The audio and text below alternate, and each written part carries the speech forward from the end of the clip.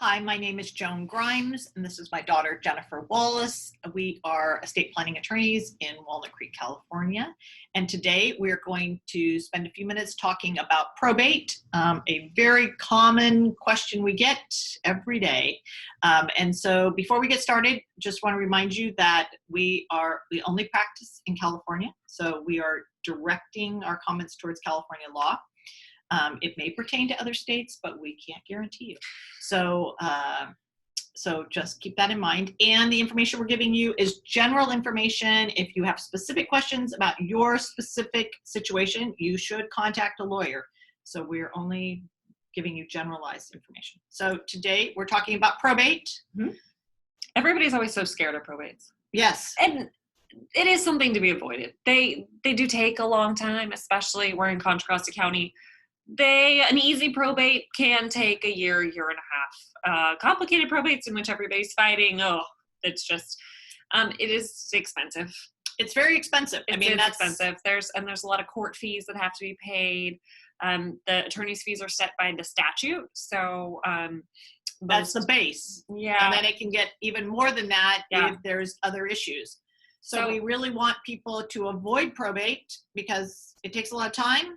And it's very expensive. Yeah. So the statutory fees are, it's 4% for the first $100,000 of the estate. It's 3% of the next 100,000. It's 2% of the next 100,000 up to 800,000.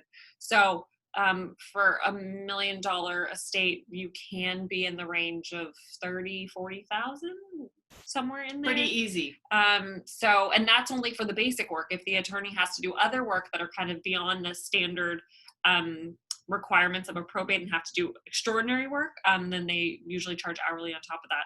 So it's a total bummer. It really is. It's a total bummer. And people, especially in this day and age, a lot of people come in and their parents' homes still have mortgages on them. And you tell them, well, your parents never did a trust. We're going to have to probate this. And they're like, how am I supposed to pay the bills? How am I supposed to pay the mortgage? How am I supposed to pay property taxes?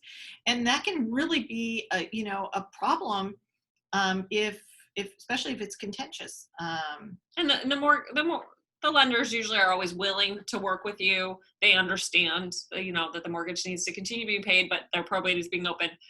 It's still though, it's a whole thing. And the properties can be sold in the middle of the probate, but it's best to avoid it. So anyway. So when do we get it?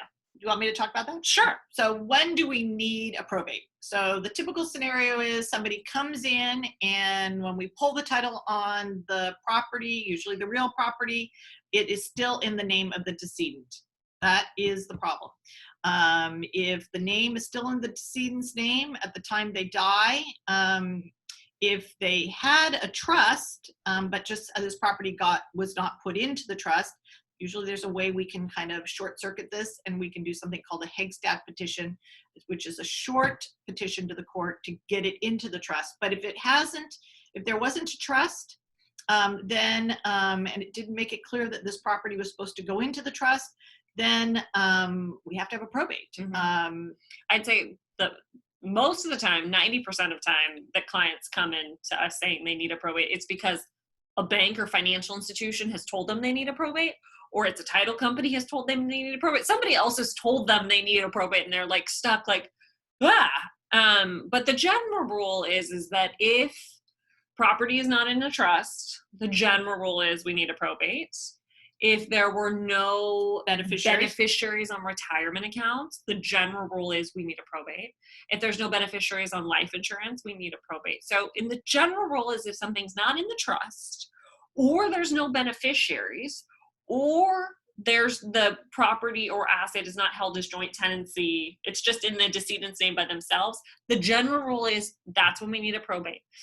There also is a dollar amount that's the kind of the threshold.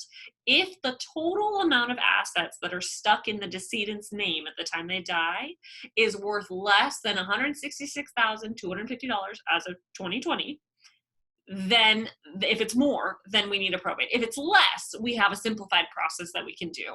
The courts have said it's not fair for you to have to go through this whole probate process for assets totaling less than $166,250 as of 2020. But the small estate affidavit, which is what we use for small estates under 166,000, if there is real property that has value under 166,000, you still have to have a separate real property has a separate little deal for it. Yeah.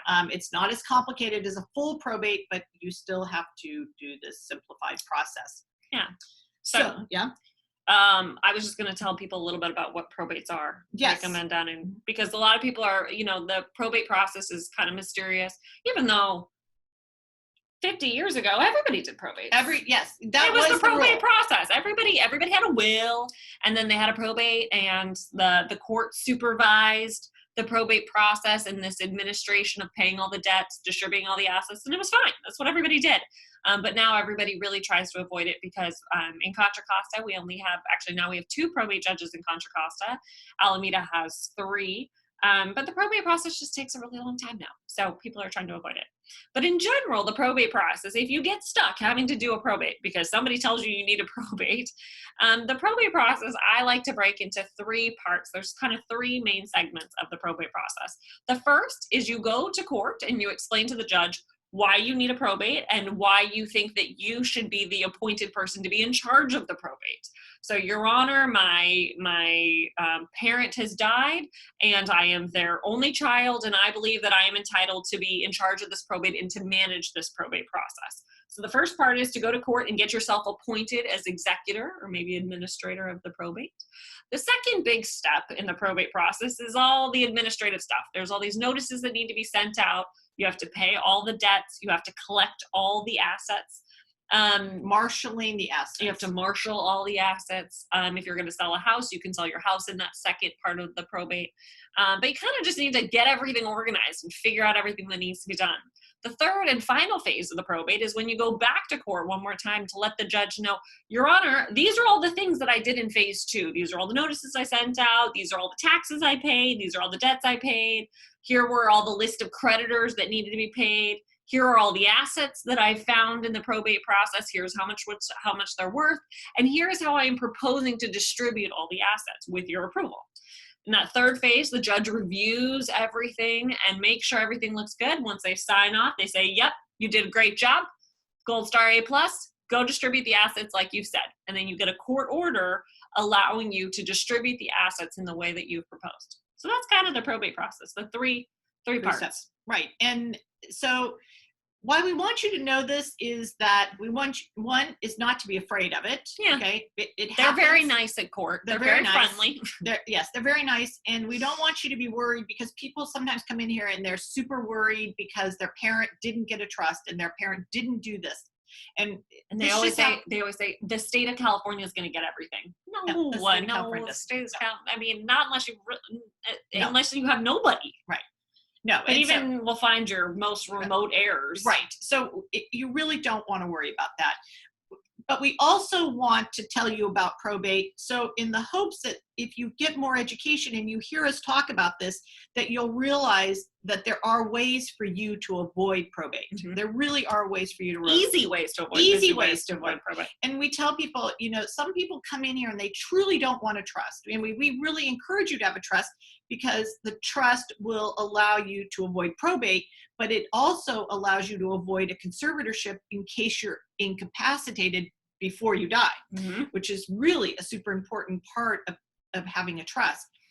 But even if you don't have a trust, there are other ways to avoid probate. And that how do you avoid probate? Number one thing to do is to have beneficiaries on your assets, to have beneficiaries on a life insurance and IRAs, and to keep checking these things because a lot of times people, they will think they've put beneficiaries on things, but in fact, there are no beneficiaries there because the account number changed, the bank was merged with somebody else, and this happens all the time. Always check your beneficiaries. Always check, at least once a year, check your beneficiaries. But put beneficiaries on life insurance, bank accounts. If you, there's ways in California now to transfer on death deed for real property. There's problems with them. So we don't want to say, yes, that's the panacea because it's not. But there are ways to do this if to avoid probate, and we really want you to know that so that you can. So yeah, the biggest ways to avoid the probate process are to have a trust. If you just have a will, you still need a probate. So just think you can either have a probate by not having a will or having a will, but the ways to avoid probate are have a trust, list beneficiaries on all accounts where you're able to list beneficiaries, or have a will substitute, which is where like you hold real property as joint tenants, or you do a transfer on death deed. So something automatically happens so that the title transfers. Yeah. The most important thing to avoid probate, though, is to meet with an attorney, go over all of your assets with an attorney. And, you know, when we meet with clients, we go through every asset step by step, talking about, okay, what's the plan for this bank account? Is it in the trust, or is there a beneficiary listed? What are we doing with this? Okay, retirement accounts. We generally don't put retirement accounts into a trust. So we need to make sure there's beneficiaries listed. Okay, the house, what are we doing with the house? The house needs to go into the trust. So we walk through each asset, and we do that with all clients, regardless of what kind of estate plan they have, to make sure we can avoid this probate process. So yeah, but if you're stuck doing a probate, it's okay. It's okay. It's okay. It's, you know. You'll get through it, you know. I actually enjoy probates. I think they're very orderly. They're very methodical. It all makes sense. They've got, you know, steps to do. Yes. But I just always feel bad for the clients. They get stuck having to pay the fees and wait a long period of time. So anyway, that's a little intro on probate. But if you have questions, you should seek out counsel. We're available for free 30-minute consultations. Currently, we're doing them all via Zoom, but you can certainly call us. But seek legal counsel. That is really, the more you know, the better off you are. This is an area of the law that education really is king. So the more you learn, the better off you're going to be. Thanks, guys. Thanks.